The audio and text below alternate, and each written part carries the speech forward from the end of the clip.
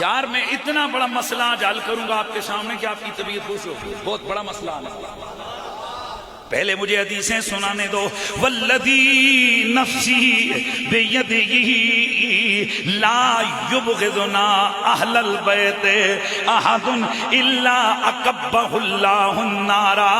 اللہ کی عزت کی قسم جس کے قبضے میں مجھ محمد کی جان ہے، ہم اہل بیت سے کوئی بھی بندہ جو بغض کرے گا اللہ اسے منہ کے بل گھسیٹ کر جہنم میں ڈلوائے گا.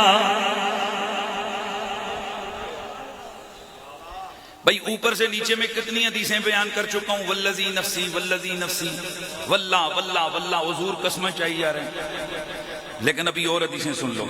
اگلی حدیث ہے ذرا اس کو بھی سن لو. میرے نبی نے فرمایا من ابغضنا اہل البیت،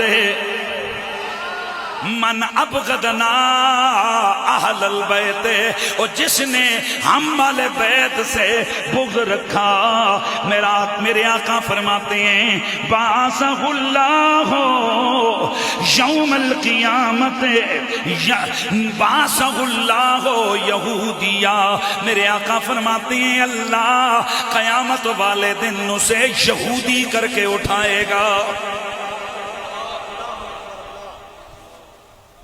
حضرت عبداللہ سے مروی حدیث ہے. حضور نے کیا فرمایا؟ جس نے اہل بیت سے بغض رکھا اللہ اسے. صحابی رسول حیران ہو گئے.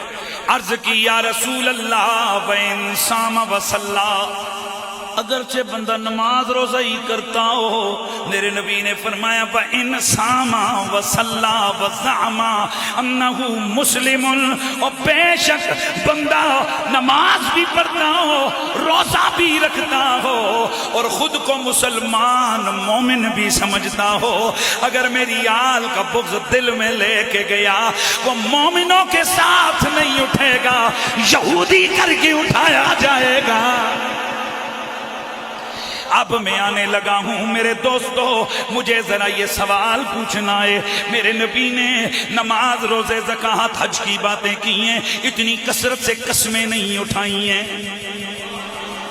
اب آپ غور کرو، محبت کی بات ہو رہی ہے پھر قسم، بغض سے روکنے کی بات ہو رہی ہے پھر قسم.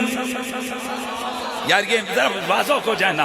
میرے نبی سے محبت کرنے والوں، مجھے آپ کا جواب مطلوب ہے. ذرا جواب تو دو، یہ کیا انداز ہے، یہ کیا لہجہ ہے، یہ کیا طریق ہے کہ میرا نبی امت سے آل کا پیار مانگتا ہے، محبت کی عظمت بیان کرتا ہے، پھر قسمیں بغض سے روکتا ہے، پھر قسمیں آل کے حق کی بات کرتا ہے، پھر قسمیں. آئیے اب متوجہ ہونا ہے ہم نے علم البلاغت کی طرف. ہم نے یہ دیکھنا ہے یہ قسمیں کیوں ہوتی ہیں. علم البلاغت ہمیں بتاتا ہے کہ قسم وہاں اٹھائی جاتی ہے جہاں انکار ہوتا ہے. اب اگر ہم یہاں دیکھیں میرا نبی کس کو یہ سنا رہا ہے؟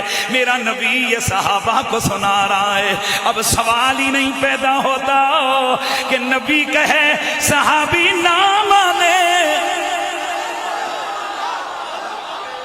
اس لیے کہ میرے نبی کے یار وہ عظمت والے یار ہیں جو ایک اشارہ ابرو پر اپنی نسلیں قربان کر دیتے ہیں، جو ایک انگلی کے اشارے پر اپنا مال دولت سب کچھ لٹا دیتے ہیں. اب وہ نہ مانتے ہو یہ میں نہیں مانتا. صحابہ نبی کی بات نہ مانتے ہو یہ میں نہیں مانتا، وہ نہ مانتے ہو یہ میں نہیں مانتا. جب وہ مانتے ہیں تو پھر یہ قسمیں کیوں؟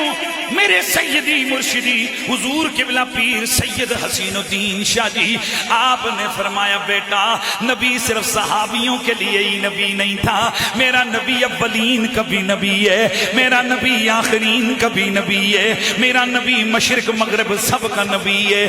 تو نبی کو پتا تھا یہ تو سارے مانتے ہیں، نبی جانتا تھا ایک نسل آئے گی، ایک قوم آئے گی، کلمہ میرا پڑھیں گے، مسواک ناپ ناپ کے رکھیں گے، پگڑیاں بھی ہوں گی، لوٹے مسلے بھی ہوں گے، نماز روزے بھی ہوں گے، مسجد مدرسے بھی ہوں گے، سب کچھ ہوگا. جب آل مسئلہ آئے گا وہ چونکہ چنا کے کریں گے۔ فرمایا یارو تم تو مانتے ہو، چلو میں قسم اٹھا لیتا ہوں شاید وہ بھی مان جائے۔